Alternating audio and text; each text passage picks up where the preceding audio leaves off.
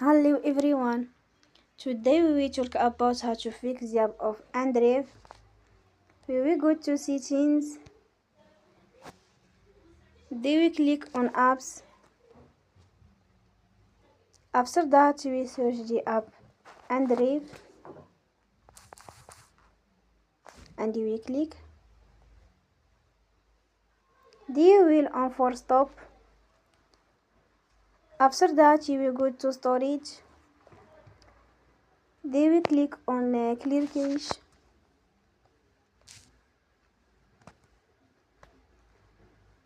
In the end, turn off your phone and you will restart your phone again. Don't forget to support us by like and subscribe. See you next time and thank you for watching.